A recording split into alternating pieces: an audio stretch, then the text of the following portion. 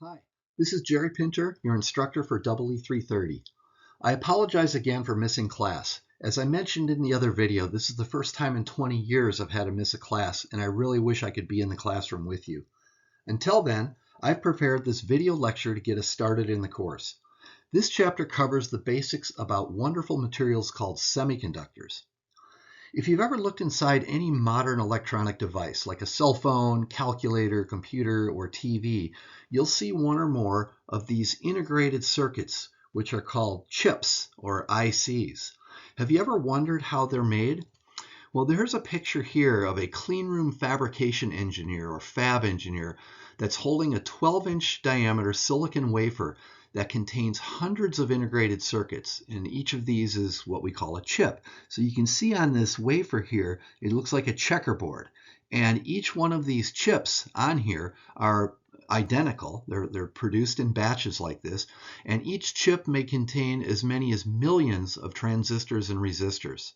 Each chip is called a die, and those die will then be diced from the wafer, packaged, and put in packages like this, and then finally tested. So in this course, we're not going to learn really how these chips are manufactured. That's a whole different story. But we are going to learn about what this semiconductor material is and how devices such as transistors can be made from semiconductors. So this first chapter on semiconductor basics, I broke up into two parts because of the length. So in part one, we're going to cover these topics right here, and then in a separate video, or hopefully back in class, we'll cover part two, which is the remainder of the chapter. So let's begin our exploration of semiconductors by discussing the difference between conductors, insulators, and semiconductors. So first of all, what is a conductor? Well, a conductor is a material that can conduct electricity, for example, metals. Now the question is, why does a conductor or a metal conduct electricity? Well, the reason is that conductors have lots of loose valence electrons that are available to flow and make up electric current. So this is sort of a simplified model of a conductor, like for example, a piece of metal such as copper. So each of these red balls here are metal atoms, for example, copper atoms. And these metal atoms are fixed in place by chemical bonds. Okay, and so it forms a crystal or a lattice, and this is what makes the metal hard. This is what gives it its rigidity and so forth. Now, each of these copper atoms can donate one electron, a loosely held valence electron that basically is donated into the crystal here. So for every one of these red atoms here, which are fixed in place, there is also one of these free electrons. Now the electrons are free and they can move around inside of this crystal lattice. This is sometimes called a sea of electrons because the electrons, they can actually flow through the metal like a fluid or a gas. And this is what creates electrical conduction. If we were to put an electric field across this piece of metal from, say, a battery, these electrons can flow from one side to the other, and that's what makes up the electric current. So in this example here, each of the metal atoms loses one electron to the sea of electrons, and that leaves the metal atoms positively charged. So notice, the metal atoms have a positive charge, and the electrons, of course, have a negative charge. In this example, the metal would be what we call univalent, meaning each one gives up one valence electron. There are other examples of metals that are divalent or even trivalent. Aluminum, for example, is trivalent, and each aluminum atom donates 3 electrons to the sea of electrons in there. But the main idea is that this is what makes a conductor a conductor. Now, if we look at insulators, an insulator is a material that has no loose charges or no loose electrons. So the valence electrons in insulators are held tightly to the atom and they can't escape.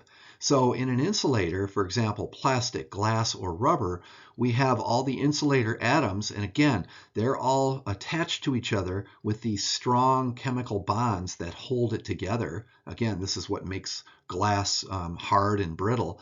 But notice there are no free electrons inside of the insulator, those electrons are all held tight. So as a result, there's no sea of electrons, there's no electron flow, and this material cannot conduct electricity.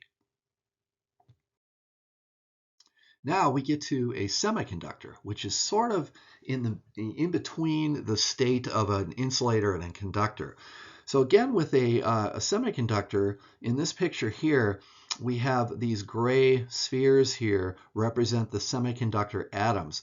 And they are bonded together by covalent bonds that hold the semiconductor crystal together. So for example, silicon is what we're going to be talking about in this class. It's a very hard and sort of brittle material, almost like glass, something like that. And that's due to these bonds that hold it together to make a crystal. Now, some of these, what's different here is that these bonds, notice each of these covalent bonds has 2 electrons. You might have learned this if you ever took a chemistry class. A covalent bond is a pair of electrons that's shared between 2 adjacent atoms. So for semiconductors, some of these electrons can break free and it leaves a hole behind.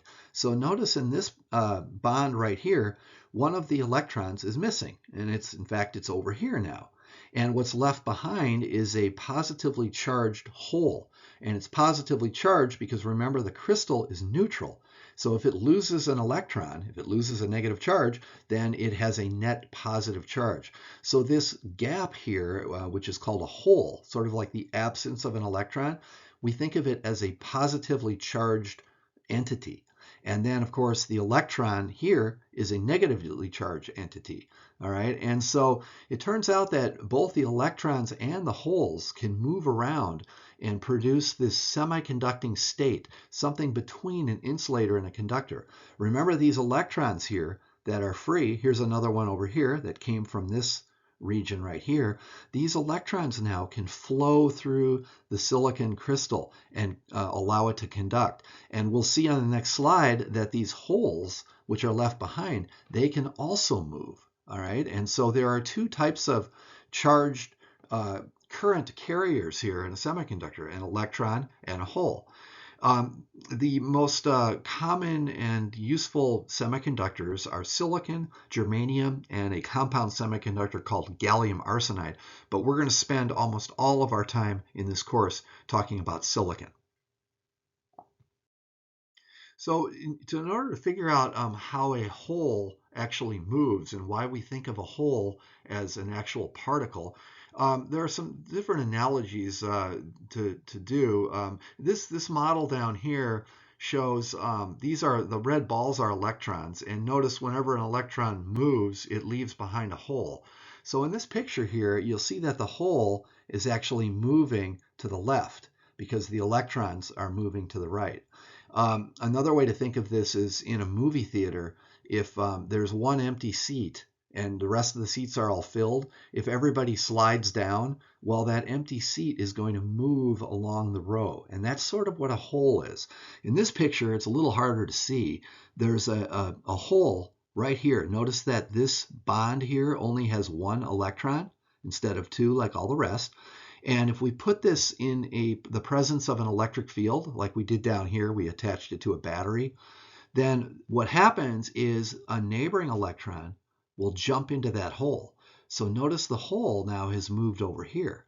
Now an electron on this side can jump into that hole and leaving the hole to move 1 slot over. So in all these pictures, and from 1, 2, 3, 4, and 5, we see the hole marching across the semiconductor. So the valence electrons, we can think of them as fixed, but what's really moving is the hole. So this makes up what's called hole current. And hole current is just like electron current, except it's due to a positively charged hole instead of a negatively charged electron.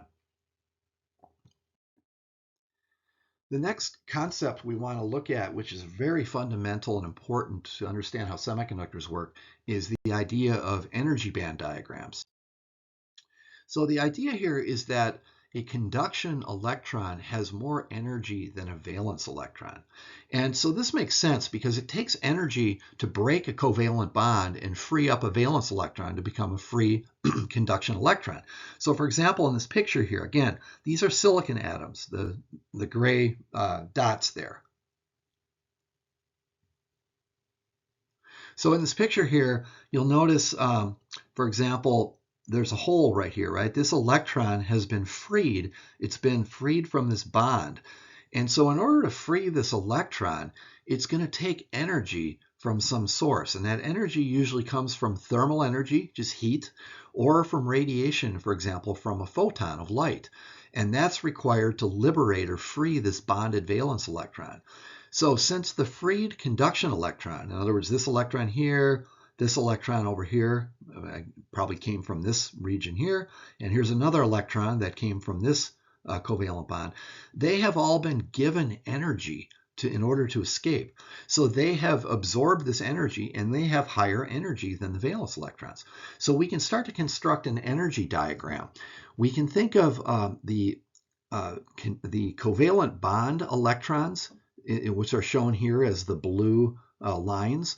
Those are down here, and those are the valence electrons, and they're bonded. They're stuck in place. Up here, we can represent the free electrons. These are called conduction electrons because remember, they're allowed to conduct electricity. So they have a higher energy. So we place them in this so-called conduction band, which is higher in energy. This is just showing energy going up in our diagram. So this brings us to the energy band concept. So it turns out there's all these quantum energy states for both the valence and the conduction electrons. And these quantum states, which are represented by all these little lines here, you can sort of think of them as like seats or chairs in a big theater or something like that. But they're packed so close together that they form a continuum called an energy band. And so there's a valence band down here, which is all the valence electrons. And remember, they're basically fixed and stuck in place. And then there up here, all these states form the conduction band, which are states where free electrons that came from the valence band have been freed, and now they're free to move around in the conduction band. So notice in this picture here, the valence band is mostly full because only a few of these electrons had enough energy to escape and move up into the conduction band. And so in this picture, the conduction band is shown as mostly empty. The other important thing here is that the valence and conduction bands are separated in energy by what's called the band gap. And for silicon, the band gap, which is designated as E sub G, G for gap, is 1.1 electron volts. So this separation here between the top of the valence band and the bottom of the conduction band is called the band gap. So here's an energy band diagram for an insulator. Now remember, an insulator has no conduction electrons. So for an insulator, what's happening here is all of the electrons are down here stuck in these covalent bonds in the valence band, right? These are the valence electrons that are used for bonding. None of the electrons have obtained enough energy to get up in here in the conduction band. And the reason for this is because insulators have a very large band gap. For example, silicon dioxide, which is basically sand or glass, which is used in microelectronics as an insulator, it has a band gap greater than 7 electron volts.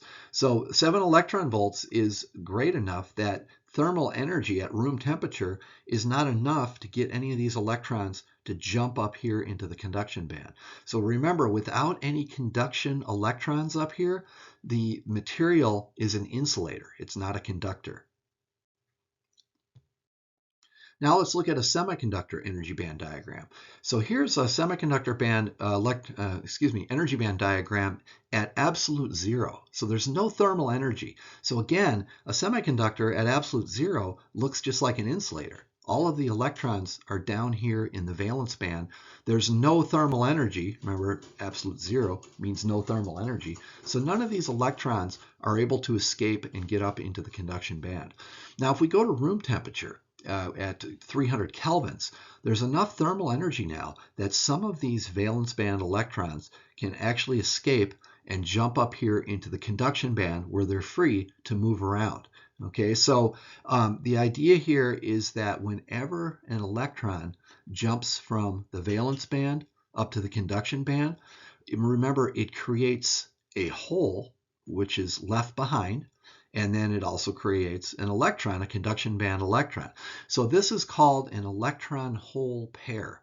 All right, so notice every one of these holes is associated with an electron up above. All right, so electrons and holes in this sense are created in pairs. The other thing that we're going to use to count the number of electrons and the number of holes is the letter N, lowercase n, is going to represent the free electron concentration that's up here in the conduction band. Remember, these are free electrons. These electrons down here are not free. They're all in bonds. So little n stands for the free electron concentration. It's the number of electrons per cubic centimeter.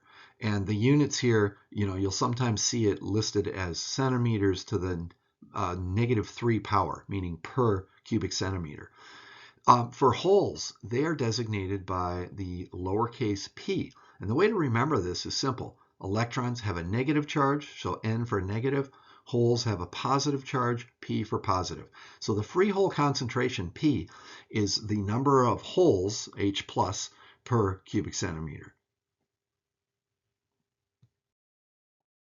So again, just to kind of summarize, here are energy band diagrams for insulators, semiconductors, and for conductors like metals. And so the main idea here for insulators, remember that all of the electrons are stuck in those valence states down here in the valence band. They are covalently bonded electrons that can't escape because of this large band gap. And because there are no conduction electrons here and there are no holes down here, an insulator cannot conduct electricity. A semiconductor, on the other hand, has a smaller band gap, and some of these electrons can get up into the conduction band. And now this picture is unfortunately shown at absolute zero, so of course a semiconductor doesn't have enough thermal energy at absolute zero to have any conduction, but we know at room temperature there will be electrons up here.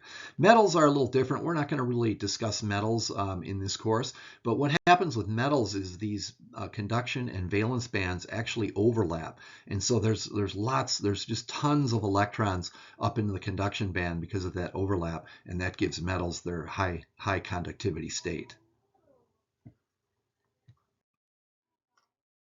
All right, our next topic here is generation, recombination, and something called the intrinsic carrier concentration.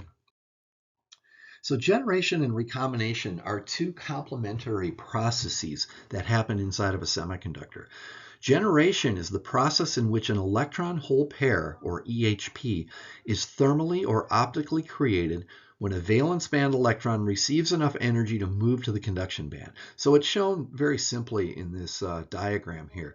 So this is electron-hole pair generation. One of these electrons in the valence band has received enough energy from either, again, thermal energy or maybe from absorbing a photon of light, that electron can actually jump up and get into the conduction band. So what's left? Now we have a conduction band electron and we have a hole in the valence band. And so both this free electron up here and the hole here, they can both contribute to conduction. They can both move around. Recombination is the sort of complementary process in which an electron-hole pair is removed when a conduction band electron recombines with the hole in the valence band. And when this happens, a photon or even a vibration or thermal energy quanta, which is called a phonon, is produced to conserve energy and momentum. So the simple picture is just, remember this electron had jumped up there. Well, this electron can now jump back down into that available hole.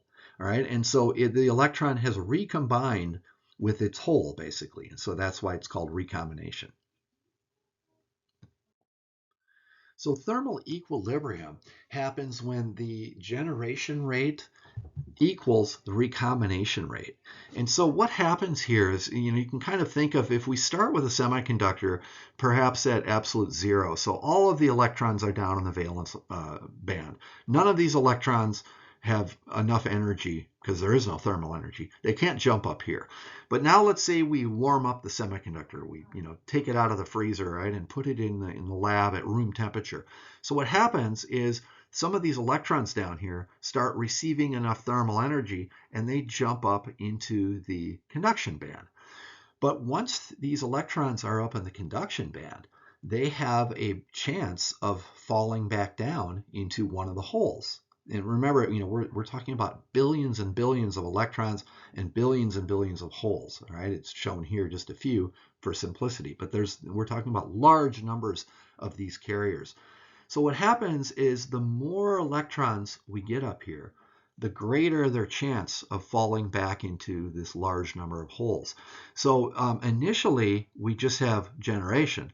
But once we start building up the number of electrons up here and holes down here, the recombination rate starts to increase just because there's more available electrons and holes to recombine.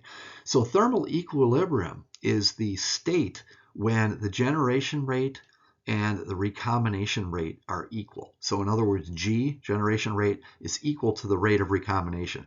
So what's going on in thermal equilibrium, if we have a semiconductor just sitting there at room temperature, is electrons and holes are constantly being produced through generation, and they're constantly being destroyed through recombination. So they're being generated and recombining at the same rate. So on average, we always have the same number of electrons and holes at thermal equilibrium.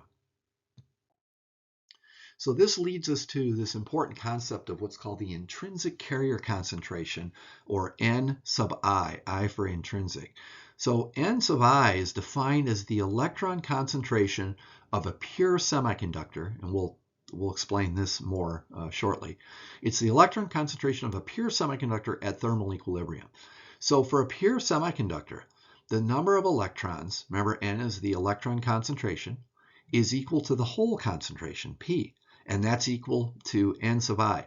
Now, why is N equal to P? Well, that's simple. Remember, electrons and holes are created in pairs, electron-hole pairs, right? Every time an electron jumps up here, we get one more electron, and it leaves behind one more hole. So the number of electrons and holes are always equal to each other in a pure semiconductor. Now, we're going to be dealing with impure semiconductors shortly, which is actually more important. Anyhow, for silicon at room temperature, the intrinsic carrier concentration, N sub I, is equal to 1.5 times 10 to the 10th electrons, or holes, per cubic centimeter. And you might be wondering, why are we using units of cubic centimeters? Well, it's the standard unit of length for semiconductor industry. And it's a little strange, because in physics you learn to use the meter, and we're going to be dealing with microelectronics, very small units like nanometers and angstroms and things like that. But we're going to always use centimeters when we're dealing with semiconductors. So N sub I is basically, this number is 150 billion electrons and holes per cubic centimeter. Okay, so this is a semiconductor silicon at room temperature. That's how many electrons are up here, and that's the density of holes down here. Okay, now interestingly, even we're going to be dealing with silicon most of this course, but there are other semiconductors. For example, germanium was the first semiconductor to be used to actually build devices back in the 1950s, and it has an intrinsic carrier concentration of 2 times 10 to the 13th. Now notice this number here for germanium is about 1,000 times larger than silicon. And the reason for this is the silicon band gap, remember, is 1.1 electron volts in energy separation. The germanium band gap is only about 0.7 electron volts. So because of this smaller band gap, it's much easier for these valence band electrons to jump up here at room temperature. They don't need as much energy to get, to make the voyage across that band gap. So as a result, there's more than 1,000 times as many electrons and holes in germanium at room temperature as compared with silicon. So this will now take us to our first important equation that we're going to need in order to analyze semiconductor device physics. And this one is sometimes called the law of mass action. It's kind of a strange name. It's also sometimes called the equilibrium condition. But we just saw that for a pure semiconductor is at thermal equilibrium. We know that the number of electrons, N, remember, these are concentrations. So this is electrons per cubic centimeter, N, is equal to the number of holes per cubic centimeter, P. And that number is called the intrinsic carrier concentration, N sub I. So if we take the product of N and P, since they're both equal to N sub I, then the product of N times P is equal to N sub I squared. All right, this is the intrinsic carrier concentration squared. So this result is called the law of mass action, and it's a very fundamental semiconductor equation. We're going to use it quite a bit in order to explain and describe how semiconductor devices work. And it turns out that this law doesn't just work for pure semiconductors. It works for something which are called doped semiconductors, which is the subject of the next section. We'll get to that shortly. But the law of mass action, or again, sometimes called the equilibrium condition, just states that N times P is equal to Ni squared. And, again, N is the free electron concentration, P is the free hole concentration, and Ni is the intrinsic carrier concentration, which for silicon at room temperature is given by 1.5 times 10 to the 10th. So now we're going to turn to extrinsic semiconductors and a process that's called doping. So what we've covered up till now is technically called intrinsic semiconductor. And an intrinsic semiconductor is one that is pure. It has no impurities added or no doping or dopants, which is something we're going to deal with shortly here. And so, the idea for a pure intrinsic semiconductor is that electrons and holes are created in pairs, right? Because for each of these electrons up here, it has left behind a hole down here. So, N is equal to P, and those are both given by the so-called intrinsic carrier concentration. And this is described again by the mass action law, N times P is equal to Ni squared. So now let's talk about something different. Let's talk about extrinsic semiconductors. Now, extrinsic semiconductors are what we call doped, and doping is the process of intentionally adding impurities, which are called dopants, to the semiconductor to vary the conductivity of the semiconductor by adding either electrons, making the semiconductor N-type. Remember, N is the number of electrons, right? Or we can make the semiconductor P-type by adding holes. All right, and we'll see how this works in a second. There are different ways to accomplish doping in the factory. And again, we're not going to really study these in any detail, but just for completeness here, I wanted to mention them. One of the methods is called ion implantation, and that's where the dopants are actually implanted, sort of like, you can think of them like tiny little bullets that are shot into the silicon.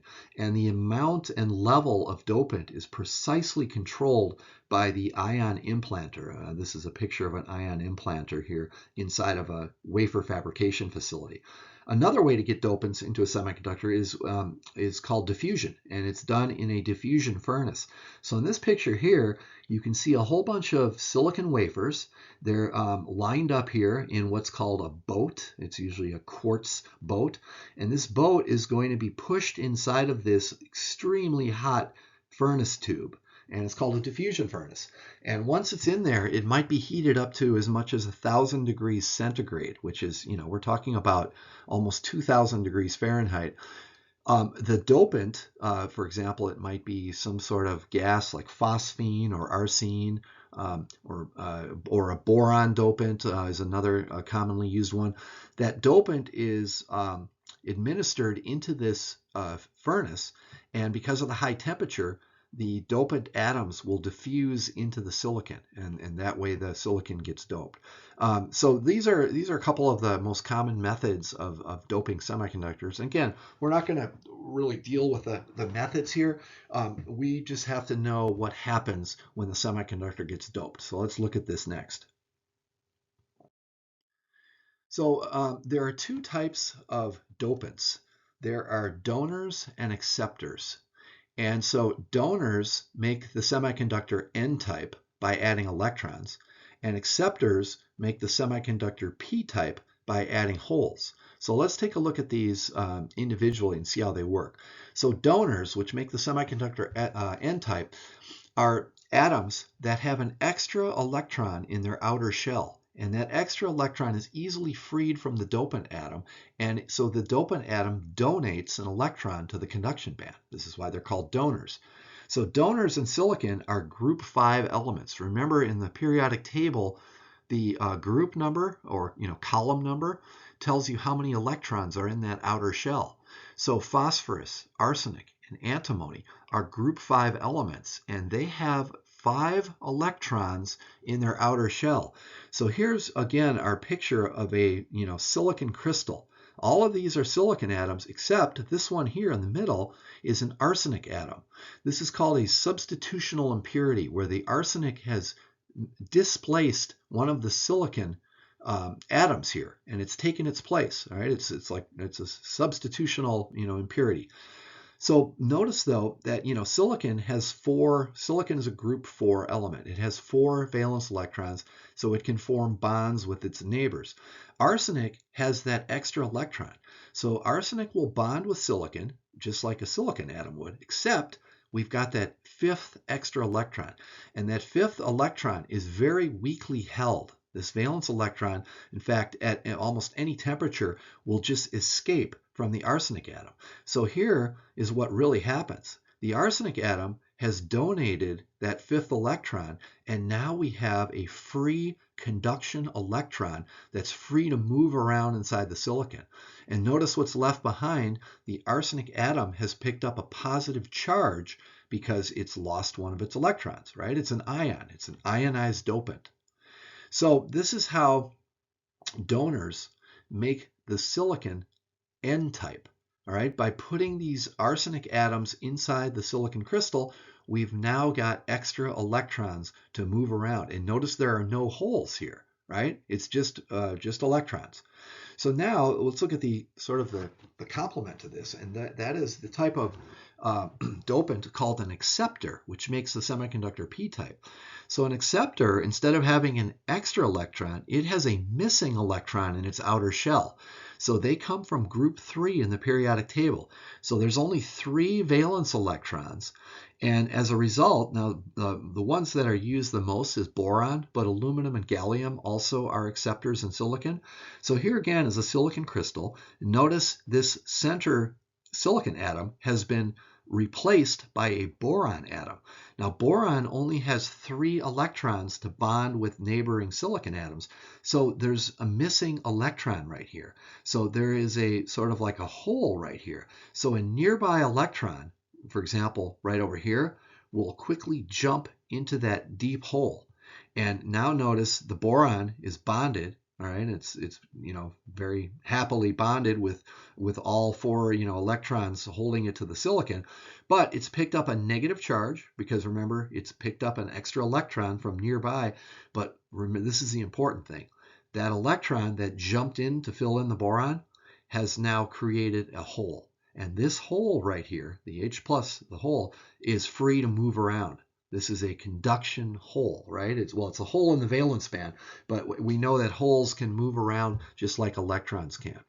So the boron basically accepts an electron from somewhere else nearby and creates a hole. So boron atoms will make the semiconductor P-type by giving it many holes. So for every boron atom that's added, we get a hole. So this sort of summarizes, the periodic table.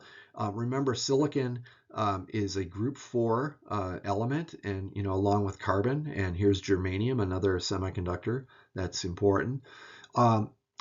Silicon, therefore, since it has 4 valence electrons, it will bond with other silicon atoms nearby and form those covalent bonds. Now, donors come from group 5, column 5. And so phosphorus, arsenic, and antimony are the important donors that are used in the industry. And all of them have that extra 5th electron, which makes them a donor and causes the semiconductor to become N-type. Conversely, group 3 elements are acceptors. So boron, aluminum, and gallium are missing an electron because they only have 3 valence electrons. So they will accept an electron from a nearby silicon atom and therefore create a hole. So donors create electrons, acceptors create holes. This is just an energy band diagram again that sort of explains how donors and acceptors work from an energy standpoint.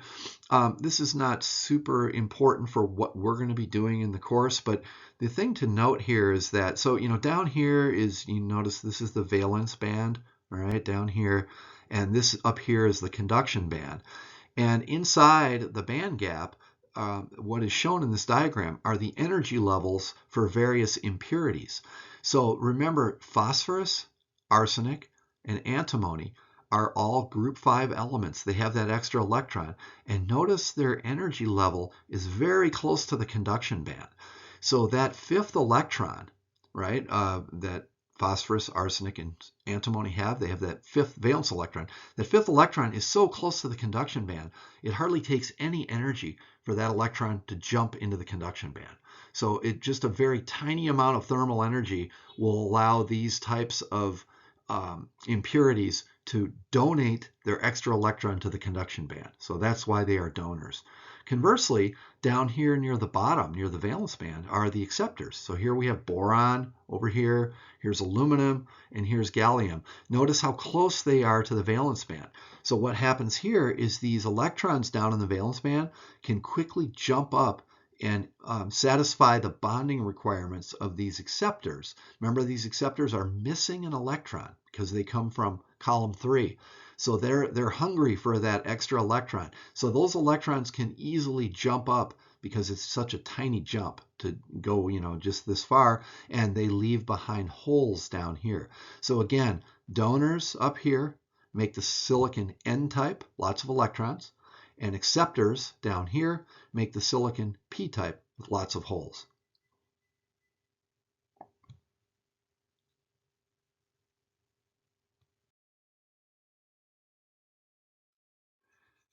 So this is a little bit more on the donor. This is showing donors and thermal ionization.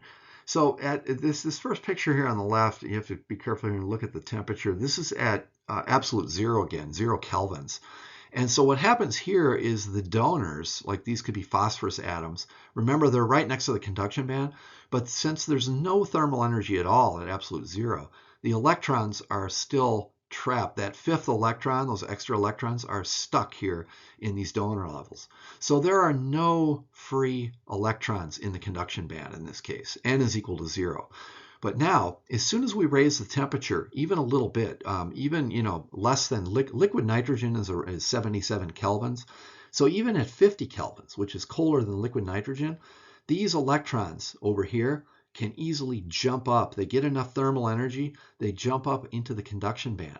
So notice now the number of electrons in the conduction band is equal to the density of the donors. So N sub D is the donor dopant density. In other words, it's how many donors there are per cubic centimeter.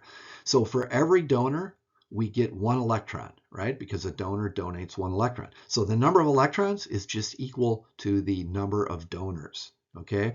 So a typical doping level for donors, ND, N sub D, might be 10 to the 15th. All right, so this is actually what's considered to be very light doping, 10 to the 15th. That still sounds like a lot, right? That's a quadrillion donor atoms per cubic centimeter.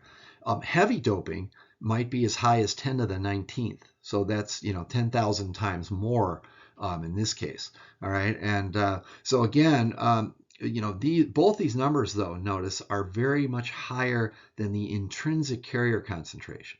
So without any donors at all, the number of electrons is just 1.5 times 10 to the 10th. Now, if we dope it with 10 to the 15th number of dopant atoms, then that's how many electrons we have. Because remember, the number of electrons is equal to the number of donors. The same can be said for acceptors. Basically, the idea here is that these acceptor levels are really down here close to the valence band.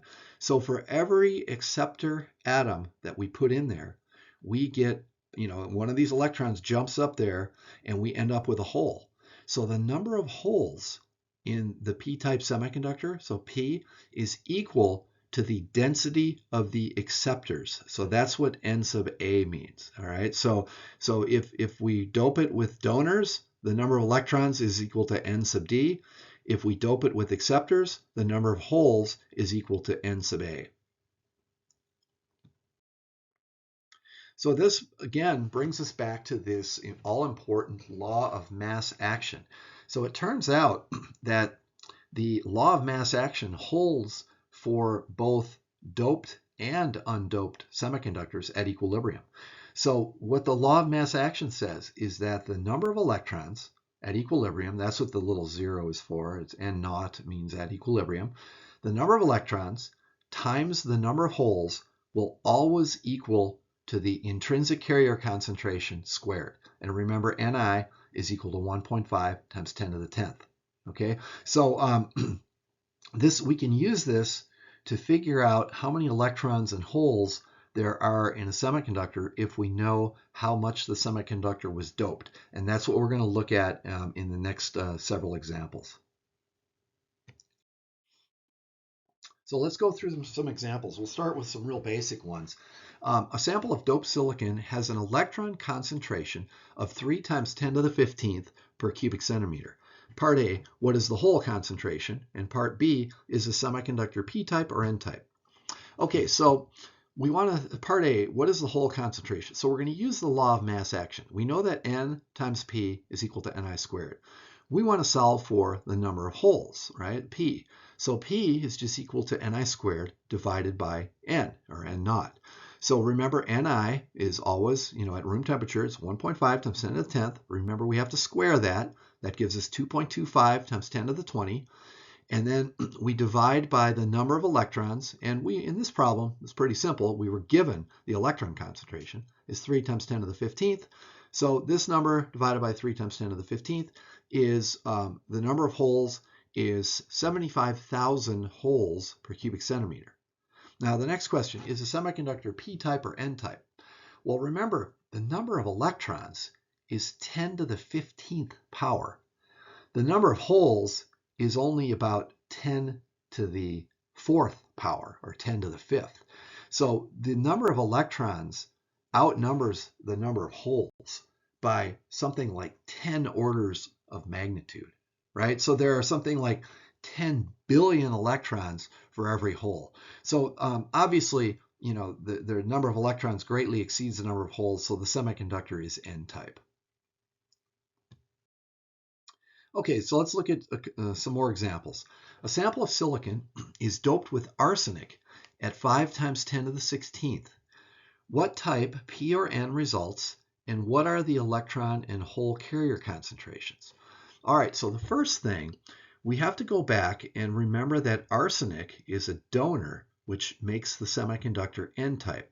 Now, if you don't remember that, you probably will try to remember some of these in going forward. But for right now, if you go back and look at the periodic table, if you don't have these memorized, you'll see that arsenic is a group 5 element. It has an extra electron, makes it a donor. Therefore, arsenic is going to make the silicon n-type. And remember, if we dope with arsenic at 5 times 10 to the 16, which was given up here, that's the number of electrons. So the electron concentration is equal to the arsenic concentration, which is 5 times 10 to the 16. Then we can use the law of mass action. N times P equals Ni squared, and we're going to solve for the number of holes. So P is equal to Ni squared divided by N.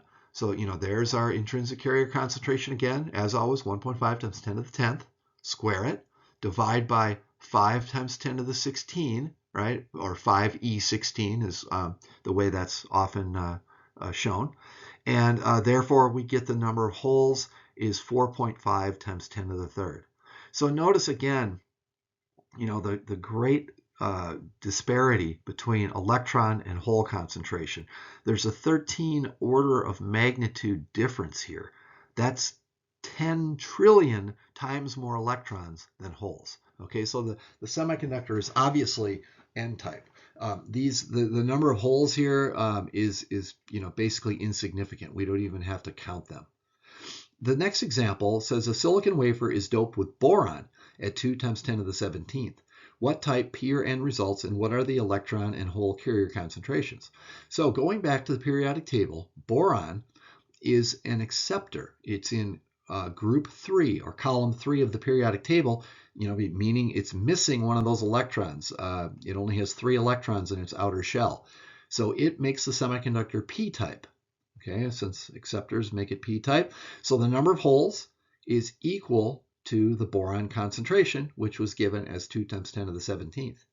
To figure out the number of electrons, we just use the law of mass action. N times P equals Ni squared. Solve for N, which is equal to Ni squared divided by P, and plug in our numbers, right? We have, Ni is right here, and there is our hole concentration, which we calculated up here, and we end up with N is 1.1 times 10 to the third. So again, you can see many, many more holes than electrons. In fact, it's 14 orders of magnitude more holes than there are electrons in this example. The next thing we need to discuss here is something called dopant compensation. So the question comes up, what happens if both donors and acceptors are present at the same time? And this happens quite a bit during semiconductor manufacturing. Both types of dopants are present. We might falsely assume that each donor contributes an electron and each acceptor contributes a hole. And so, we would say, oh, well, the number of electrons is equal to ND, the donor concentration, and the number of holes is equal to Na, the acceptor concentration. But this is incorrect. What actually happens is the empty acceptor states down here are low energy. They are immediately filled by electrons from the donors. So all these acceptors down here are what we say compensated by the donors up here. So this is the case where there are more donors than there are acceptors. So immediately all of these acceptors get filled up. So they do not create holes at all, right? They're filled with electrons that easily jump down into there. So what's left is that the electron concentration up here is just due to the remaining donors that didn't have to compensate acceptors. So if we have more donors than acceptors, the electron concentration will simply be the donor density minus the acceptor density, because that's how many donors are left uncompensated. And then we can use the law of mass action to calculate P. P is just equal to N divided by Ni squared, like we did before. Now, if there are more acceptors than donors, all right, so if Na is bigger than Nd, then the semiconductor will be P-type, and the number of holes will be given by the difference Na minus Nd. So let's look at an example of that. So the first one, silicon is doped with phosphorus 5 times 10 to the 16 and antimony at 1 times 10 to the 17. What type semiconductor results and what are the carrier concentrations? All right, well this one, if you look back again at the periodic table, or just remember that phosphorus and antimony are both donors from column 5. So they both make the semiconductor N-type. So for each phosphorus and each antimony dopant atom, it's going to create an electron. So the number of electrons, we just add the two concentrations together, the phosphorus 5e16 and the antimony 1e17, and you get 1.5 times 10 to the 17 for the electron density. And then to figure out the hole density, we just use the law of mass action, Ni squared divided by N, plug in those numbers, and we get a very low hole density of just 1,500 holes per cubic centimeter. Now let's look at one a little different. Number 2 here, it says silicon is doped with arsenic at 2E17 and boron at 1E18. What type of semiconductor results, and what is the carrier concentration for electrons and holes? So arsenic, remember, is a donor, all right, group 5. So Nd is 2 times 10 to the 17. Boron, however, is from group 3. It's an acceptor. Na is equal to 1E18. So notice that there are more acceptors in the doping than there are donors, right? 1E18 is bigger than 2E17. So the net doping is going to be p-type because we have more acceptors than donors. So the number of holes is just Na minus Nd. This is that compensation effect that we just talked about in the last slide. So we have 1E18 minus 2E17 is 8E17. That is our hole density. And the electron density then is, using the law of mass action, is Ni squared divided by P. Plugging in those numbers, we get a very tiny electron concentration of 280. All right, the last thing I want to show you in this video, we're not going to look at this in any detail because in this course, we're going to deal only with semiconductors and devices and circuits at room temperature. But I just did want to mention, the fact that semiconductors are sensitive to temperature, and so their properties change with temperature. And so let me show you just a couple of slides to give you just a sense of what's going on. So the first effect is that the intrinsic carrier concentration varies greatly with temperature. And this is a graph showing Ni, the intrinsic carrier concentration, as a function of absolute temperature in kelvins. And here's our room temperature value right here, right? At 300 kelvins, the intrinsic carrier concentration is about 1.5 times 10 to the 10th. But notice if we increase the temperature, the intrinsic carrier concentration goes up. And this is a log scale plot, right? So it's going up rather dramatically.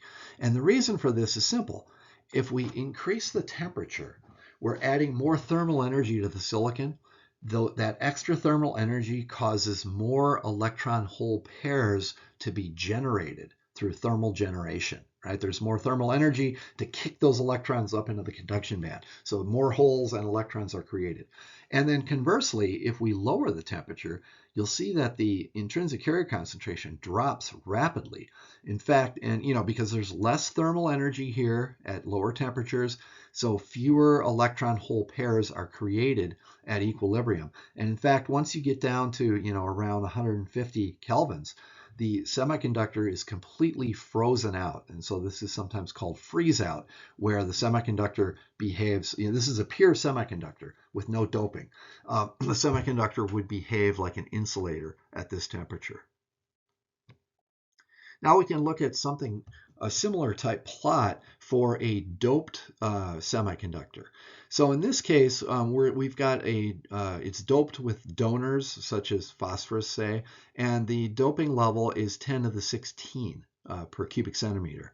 So there are sort of 3 regions here. So at room temperature, which would be right here at 300 degrees, notice that the number of electrons in the semiconductor is 10 to the 16. It's 1e16. And that's because we learned that every donor atom donates 1 electron. So the number of electrons is going to be equal to the donor density. And this, property extends from, here about 100 kelvins up to about maybe 500 or 600 kelvins here. But then some strange things start to happen. If we start to lower the temperature below 100 kelvins, right? This is like liquid nitrogen temperature here. We start to see exhibit what's called freeze out. And that is there's not enough thermal energy to completely ionize these donors and let them donate all of their electrons. So, here we see, and remember, this is, these are orders of magnitude, right? This is a log plot. So we see, as we start to drop down to really low temperatures here, the number of electrons drops dramatically because there's just not enough thermal energy to ionize those dopants. Remember that the dopants, the donors have to become ionized to give up that electron, right? Now, another strange thing happens if we start to increase the temperature to really high temperatures here. What happens is the number of electrons in the conduction band actually starts to increase, and this is because the intrinsic carrier density, remember the previous slide, starts to go up until the intrinsic carrier density is higher than the actual doping level. So that's what we see in this region over here. So again, we're not going to deal with these temperature effects in this course, but I just did want to point this out that that is something that semiconductor device engineers have to deal with. This is our last slide. This is just kind of an interesting example, I think, of what we were just talking about with temperature effects. You've probably all heard of the James Webb Space Telescope. This is the latest and greatest state-of-the-art space telescope that replaced the Hubble. It has multiple imaging instruments, but one of its most powerful instruments is called MIRI, which stands for the Mid-Infrared Instrument, and it works in the infrared, the mid-infrared range of wavelengths of light from 5 to about 28 microns. So the photo detector in the imaging chip for the James Webb here for this instrument is silicon, and it's a silicon, what's called a photodiode, and it's doped with arsenic. Now we learned in this chapter that arsenic is a donor, and it's doped very heavily, 10 to the 18 arsenic atoms per cubic centimeter. Here's the interesting thing, is that this detector is run at 6.7 kelvins. So, extremely cold, right? This is a cryogenic imaging camera. And at that temperature, the arsenic donors are completely frozen out. So here's a plot, kind of like the one on the last slide, showing for arsenic doped at 10 to the 18, at room temperature over here, we would have 10 to the 18 power electrons, right, in the conduction band. But as we start to lower the temperature, that number decreases, and it gets lower and lower and lower. And so where this detector is run is somewhere down here, right, between 6 and 7 kelvins. Basically, the arsenic atoms are completely frozen out, so there are no conduction electrons. All right, so you might be thinking, well, what good does this do? Well, here's what happens. A photon comes in, an infrared photon can come in, and these arsenic atoms can absorb that photon, and that's photon, if you do the math here, it has just the right amount of energy to liberate and allow the arsenic atoms to donate an electron to the conduction band. So this photon of light, of infrared light, is basically turned into a conduction band electron that can be read out by the imaging hardware, basically, right? It's going to create charge inside this imaging chip, and that pixel will be excited, and it'll have free electrons that can be then counted electrically. So this is a really cool use of the freeze-out phenomena to do infrared imaging like this. And so that's what's going on in the James Webb Space Telescope. So that is it for this first part of the video. I will either see you in class, or I will see you in the next video, part 2 of this chapter. Until then, take care. Goodbye.